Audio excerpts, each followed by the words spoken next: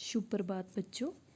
आज हम आपकी पाठ्य पुस्तक में पाठ नंबर 12 जिसका नाम है दाता रणपत, उसके पाठ का जो है वो सार पढ़ेंगे।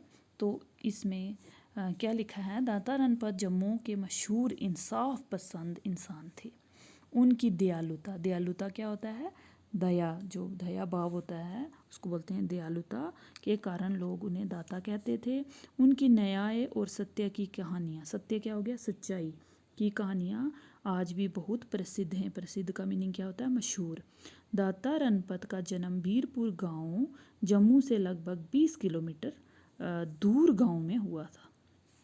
उनके पिताजी का नाम लद्दा और माताजी का नाम आलमा था। वह शांति प्रिय और लड़ाई झगड़े से दूर रहने वाले व्यक्ति थे। सच्चाई के साथ देकर लोगों के झगड़ों का निपटारा कराते थे। वह हमेशा सच्चाई का साथ देते थे और लोगों में जो आपस में झगड़े होते थे उसका सच्चाई से, इंसाफ से निपटारा करवाते थे। दाता रणपत की शादी छोटी आयु में ही शुक्रा नाम की लड़की से हो गई थी। शुक्रा ने हर परिस्थिति में उनका साथ दिया।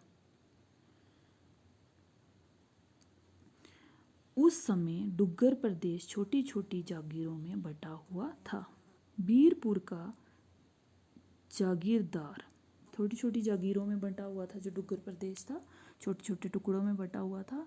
और जो बीरपुर की जो जागीरदार थे उसके जो मालिक थे वो कौन थे, बागी चाड़क। बागी चाड़क एक बड़ा अन्यायी, अन्यायी क्या होता है, जो इंसाफ नहीं करता, कपटी यानी धोखेबाज और नीच आदमी था।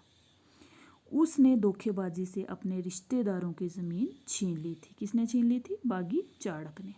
और उनका आपस में झगड़ा चल रहा था। किसका झगड़ा चल रहा था, बागी चाड़क और उसके रिश्तेदारों का। और जो बीरपुर के गांव के सरपंच जो थे, उस गांव, कौन से गांव का, बीरपुर के गांव के जो सरपंच थे उनका नाम क्या था, रणपत, दाता रणपत। उनकी माता के मना करने के बाद भी रणपत उनका झगड़ा निपटाने के लिए गए। बामना की बड़ी, ये जगह का नाम है, अब इसको बड़ी बामना कहते हैं, में बागी तथा उसके रिश्तेदारों के 12 परिवार इकट्ठे हुए थे और उन्होंने कसम खाई थी कि वह रणपत का फैसला जो होगा वो क्या करेंगे, मंजूर करेंगे, या उनको मंजूर होगा वो मान लेंगे। रणपत ने सोचा